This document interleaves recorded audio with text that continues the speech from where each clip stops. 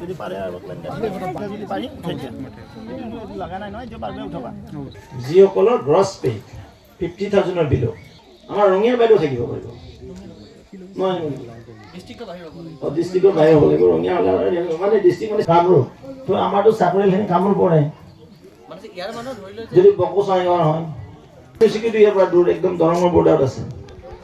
মই ভাবোঁ এইটো CDC কৰি দিয়ক ৰঙিয়া CD এলেকাৰ ন মই এইটো প্লেচ কৰিব যিটো CDC হ'ল administrative district and CDC it will be define আমাৰ CDC ক'ৰ ডিষ্ট্ৰিক্ট মানে ঘৰৰ ভিতৰত আঁঠুৱাটা নাথাকে মানে এইটো হ'ল অকণমান ট্ৰেন্সফাৰ চাবজেক্টৰ নিচিনা অট'নমি পোৱাৰ নিচিনা হৈ গৈছে এতিয়া মাটিৰ পাৰ্মিশ্যন ইয়াতে ওলায় আগতে আমাৰ আমি গাঁও যাব লাগিছে মহিলা আৰু নাৰী সবলীকৰণ বিভাগৰ জৰিয়তে আৰু অসম চৰকাৰৰ ওমেন এণ্ড চাইল্ড ডেভেলপমেণ্ট যি আমাৰ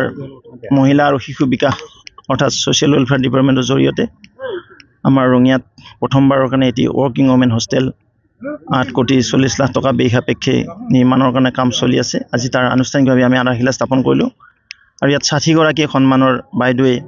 যিসকল কৰ্মৰত আছে যিসকলৰ লেছ দেন 50,000 চেলাৰী মাহত তেওঁলোকে এই সুবিধাখিনি পাব মই ভাবোঁ এইখিনি হোৱাৰ পিছত আমাৰ ৰঙিয়া সমজিলাত যিসকল কৰ্মৰত বাইদেউ আছে তেওঁলোকৰ আটাইতকৈ সুবিধা হ'ব এই ক্ষেত্ৰতে আমাৰ ভাৰত চৰকাৰৰ সন্মানীয় প্ৰধানমন্ত্ৰী মোদী ডাঙৰীয়াক ধন্যবাদ জ্ঞাপন কৰিছোঁ মাননীয় মুখ্যমন্ত্ৰী মহোদয়ক ধন্যবাদ জ্ঞাপন কৰিছোঁ লগতে ছ'চিয়েল ৱেলফেয়াৰ ডিপাৰ্টমেণ্টৰ বিভাগৰ মন্ত্ৰী মহোদয়কো ধন্যবাদ জ্ঞাপন কৰিছোঁ এইদৰে আমাৰ যি আন্তঃগাঁথনি এই আন্তঃগাঁথনি যথেষ্ট সকাহ দিব